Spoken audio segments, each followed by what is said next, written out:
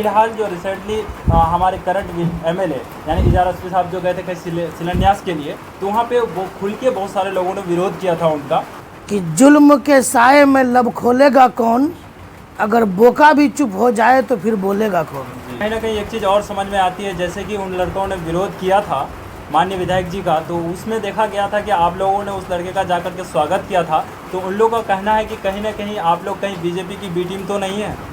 अस्सलाम वालेकुम दोस्तों, साथियों, मैं अबरार आलम आप लोग के बीच लेकर के आया हूं। आज एमआईएम के कोचाधामन का जो प्रखंड अध्यक्ष है वो सर हमारे बीच में आए हैं। तो सबसे पहले तो बहुत बहुत शुक्रिया सर कि आपने अपना कीमती वक्त हम लोगों को दिया और अवामों के बीच में आपने बात रखने का मौका दिया। और उसके साथ है हमारे एमआईएम के प्रवक्ता जो है निहाल साहब, वो भी आए हुए हैं। और बहुत बहुत शुक्रिया सर आपका आना हुआ यहाँ पे। शुक्रिया। तो हम लोग कुछ चाहते हैं कि जो खास करके जो सवालें आती है हम लोग के बीच में, उन सवालों में बात करेंगे कि भाई क्यों आखिर ये सवाल आता है और इसका जवाब क्या होनी चाहिए इन लोगों के लिए। तो सबसे पहला जो आता है, अभी फ़िलहाल जो रिसेंटली हमारे करंट एमएलए यानी इजार अस्फी साहब जो गए थे कहीं शिलान्यास के लिए, तो वहाँ पे वो खुल के बहुत सारे लोगों ने विरोध किया था उनका, और वहाँ पे कुछ भद्दी टाइप की उन्होंने बात भी की थी। तो इस विषय में आप लोग क्या कहना चाहेंगे? देखिए, बहुत बहुत शुक्रिया, आपने सवाल अच्छा किया है। जुल्म के साए में लब खोलेगा कौन, ये उन्हीं का माननीय विधायक जी का ये बहुत ही मतलब कि मशहूर ये शायरी था जो उन्होंने हर जगह चुनावी माहौल में ये बोल रहे थे। एक और है, तो दो ही शायरी वो उन्होंने रट करके बोल रहे थे, तो उसी से मैं कहना चाहता हूँ, वही बोले हुए हैं कि जुल्म के साए में लब खोलेगा कौन, अगर बोका भी चुप हो जाए तो फिर बोलेगा कौन। तो अगर पब्लिक जनता अगर सवाल पूछेगी तो पूछेगी किससे? जो वर्तमान विधायक जी हैं उसी से पूछेंगे। वर्तमान जो देश के प्राइम मिनिस्टर है उसी से ना सवाल पूछेंगे। जो वर्तमान मुख्यमंत्री है उसी से ना सवाल पूछेंगे, न तेजस्वी यादव से हम सवाल पूछेंगे। तो वर्तमान विधायक जी हैं, आम जनता ने सवाल किया, उन्होंने तन मन धन के साथ उनके चुनाव में साथ दिया, उनके दिल में कष्ट रहा होगा, इसलिए उन्होंने अपना विरोध जताया है कि 4 साल अपना चेहरा नहीं दिखाए और आज आप यहाँ क्या करने के लिए आए हैं। देखिए, कहीं ना कहीं एक चीज़ और समझ में आती है, जैसे कि उन लड़कों ने विरोध किया था माननीय विधायक जी का, तो उसमें देखा गया था कि आप लोगों ने उस लड़के का जाकर के स्वागत किया था, तो उन लोगों का कहना है कि कहीं ना कहीं आप लोग कहीं बीजेपी की बी टीम तो नहीं है। देखिए, बी टीम कहने वालों का मुंह में तमाचा पड़ चुका है। कब, मैं आपको बता दूं, जब लोकसभा चुनाव हो रहा था, मैं आप ही से पूछना चाहता हूं, रौटा में एक सभा हुई थी तेजस्वी यादव का, तो उसी चुनाव में तेजस्वी यादव ने क्या कहा था मालूम है? और मैं ख़ास तौर से हम सीमांचल के मुसलमान और गैर अवामों से मैं कहना चाहता हूं कि ये तेजस्वी यादव जब रौटा में सभा हुई थी उनका, तो उन्होंने क्या कहा था, आप उस रील को निकाल करके देख सकते हैं, वो वीडियो वायरल है सोशल मीडिया में। उन्होंने कहा था कि वोट अगर दो तो इंडिया को, वर नहीं तो एनडीए को। और उस समय पप्पू यादव विधानसभा चुनाव पूर्णिया से लड़ रहे थे, लोकसभा चुनाव निर्दलीय पूर्णिया से पप्पू यादव लड़ रहे थे और निकल भी रहे थे, अच्छा खासा हवा भी था और जीते भी। तो इसीलिए पप्पू यादव न जीते, इसलिए उन्होंने यहाँ के मुसलमानों को रौटा हाट में कह करके गया था कि जिताओ हमको, वर नहीं तो बीजेपी को। अब बी टीम को जिताओ इंडिया को, वर नहीं तो एनडीए को। अब आप बता दीजिए कि कौन बी टीम है बीजेपी का और कौन ए टीम है बीजेपी का। आप हमारा सदर से लेकर के हिंदुस्तान का सदर से लेकर के बिहार सदर तक पार्टी के कोई भी कार्यकर्ता या कोई भी अगर ये बोला हो या कहीं साबित करके दिखा दीजिए कि मतलब कि वो बी टीम रहा हो या कहीं कुछ, कभी नहीं देखने को मिला। अच्छा सर, अभी एक सवाल और आता है जहन में कि अभी जो आरजेडी का टिकट को लेकर के यहाँ पे कोचाधामन में खास करके एक तरह से लड़ाई चल रही है इजार अस्फी और मास्टर मुजाहिद साहब के बीच, तो इनमें से अगर इजार अस्फी साहब के बजाय अगर टिकट मास्टर मुजाहिद साहब को मिलती है तो क्या इसका असर एमआईएम को देखने को मिलेगा? देखिए, जनता जनार्दन है। जमहूरियत में, लोकतंत्र में वो ताकत है जो जनता, पब्लिक अगर अपने वोट की ताकत को जिस दिन समझ ले तो ऐसे बात सामने आएगी ही नहीं। और पहले सबसे पहली बात है कि आज के डेट में एमआईएम में कोई चैलेंज नहीं है। एमआईएम को चैलेंज करना शेर के मुंह में हाथ डालने के बराबर है।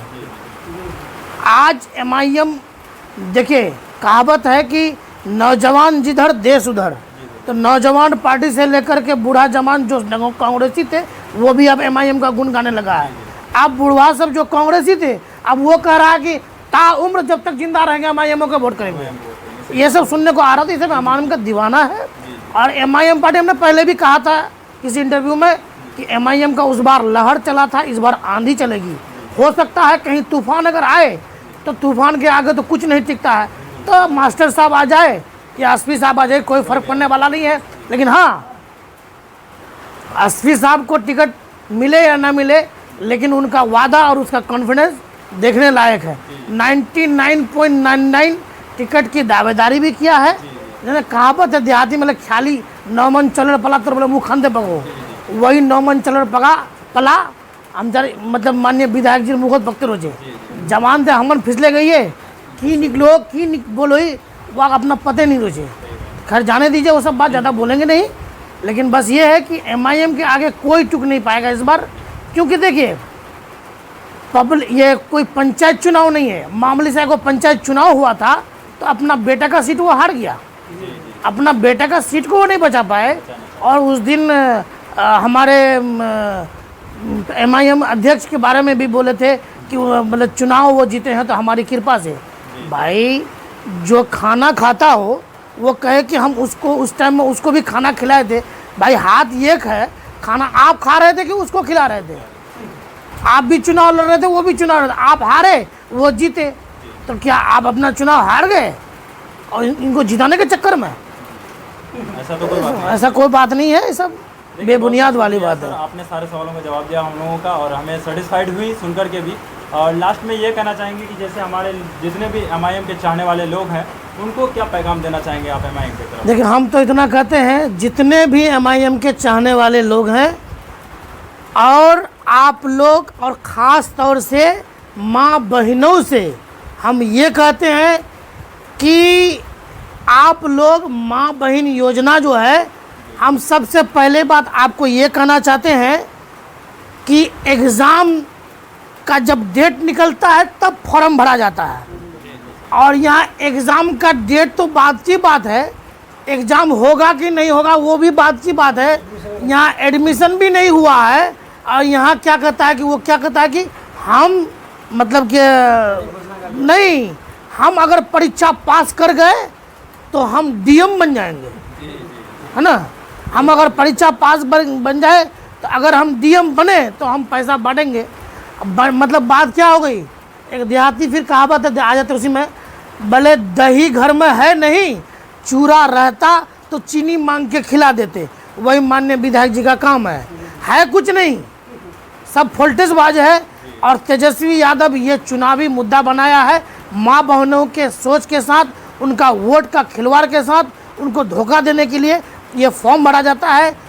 जीतेगा तो क्या, नरेंद्र मोदी देश का प्रधानमंत्री बना है लेकिन किशनगंज से उसका विधायक है नहीं है ना। लेकिन 2000 की राशि किसानों को मिलता है कि नहीं मिलता है? 400 का पेंशन 1100 कर दिया, मिल रहा है ना। तो सरकार जिसकी बनेगी तो वो बाद में क्या करेगी, फॉर्म पहले भरा जाता है ताकि हमको वोट दो, आपको वोट दे दिए, सरकार नहीं बनी तो हम धोखे में रहेंगे। इसलिए वो काम नहीं करना है माँ बहनों और भाइयों। एमआईएम का दीवाना और आपका ईमानी तकाजा भी है, और आप ईमानदारी के साथ जिस तरह से पिछले बार भी वोट किए थे उस तरह से इस बार भी करना है, चाहे मैदान में जो भी आ जाए। बस एमआईएम को दिल से वोट करना है। आप अपनी ताकत को पहचानिए। अगर आप बादशाह नहीं बन सकते हैं हिंदुस्तान का, तो आपका बगैर भी कोई बादशाह बन नहीं सकता है। इसलिए आप अपने 2-4 सीट, 10 सीट, 5 लेके आए हैं, 25 लेके आइए, उसके बाद अपना ताकत को पहचानिए। इससे ज़्यादा मैं क्या कहूँगा। माँ बहन योजना के बारे में मत पढ़िए, आप लोग मुफ्त में वो फॉर्म भरा करके आप लोग का डॉक्यूमेंट्स ले रहे हैं। बहुत बहुत शुक्रिया सर, आपने बहुत अच्छा लगा सुन करके। ठीक है सर, तो मिलेंगे नेक्स्ट वीडियो में अगले ओके बहुत बहुत शुक्रिया।